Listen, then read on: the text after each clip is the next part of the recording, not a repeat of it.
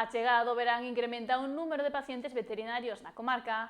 Os profesionais fan un chamamento para que os donos de mascotas atendan da mellor forma posible os seus animais en casos de moita calor ou de que sufran un golpe de calor. O verán é a época máis acardada pola sociedade polo bo tempo, as vacacións e as celebracións. Sen embargo, tamén é o período do ano onde máis se rexistran doenzas de animais. As veterinarias da comarca ven como nos meses de xullo e agosto hai máis consultas.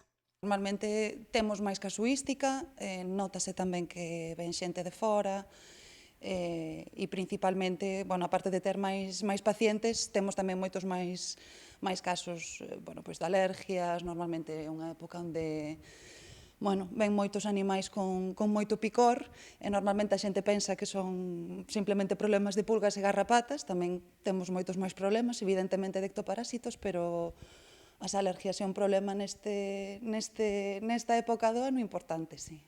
Alerxias que na súa meirande parte son estacionais, pero que hai que tratar para evitar malestar nas mascotas. Hai que saber identificalas, é moito máis fácil identificar unha alerxia nun can. Os gatos ten a súa forma máis peculiar, no? de exteriorizar o picor, pero tamén teñen e tamén existen. Normalmente no verán son alergias estacionais, no? Despois animais que teñen atopias ou outro tipo de hipersensibilidades tamén vense máis acentuadas nesta época. Calor, humidade e sempre máis risco de fungos, tanto a nivel de otitis como a nivel de pel.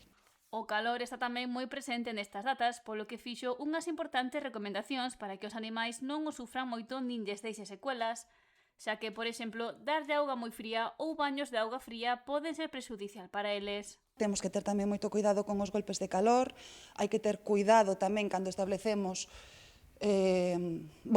cando hai problemas a nivel térmico, temos que ter moito cuidado con os choques térmicos. Se temos un animal con golpe de calor, o máis importante, non por agua extremadamente fría, vale? A xente pon hielo, eso é importante, desmitificalo, porque o que fai é enfriar o animal por fora, provoca unha vasoconstricción dos vasos periféricos e fai con que o intercambio de calor entre o corpo e o ambiente sexa máis lento, vale? Entón, normalmente, cando temos un animal con golpe de calor, o máis importante é ir correndo ao veterinario, ofrecer agua fresquiña, colocar panos con agua morna, con agua templada, non extremadamente fría, e polos encima do animal para favorecer o intercambio de calor, que non sexa moi frío, porque senón provocamos vasoconstricción que é contraproducente. Apuntou que tamén é moi importante protexer as mascotas con crema solar e tamén protexer as patas de queimaduras.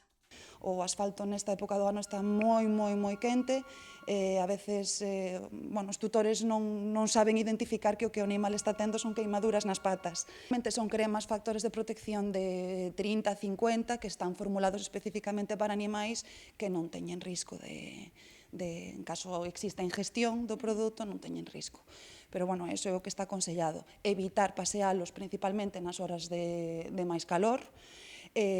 Moi importante tamén protexelos frente á picadura dos mosquitos. Vale. Entón, pois a tope con os desparasitantes, pulgas, garrapatas, e non nos olvidemos do mosquito, que a leishmaniosis está aí.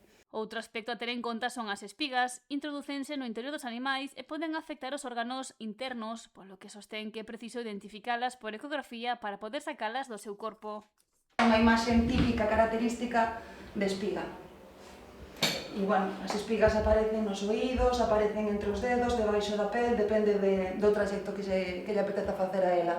Pero, se non se quitan, poden generar granulomas, e eses granulomas, despois, para poder retiralos, temos que facer unha cirugía. E, simplemente, identificándolas por ecografía, conseguimos facer unha pequena incisión e con unhas pinzas quitámolas. Evitando que o animal teña que pasar por un proceso máis invasivo.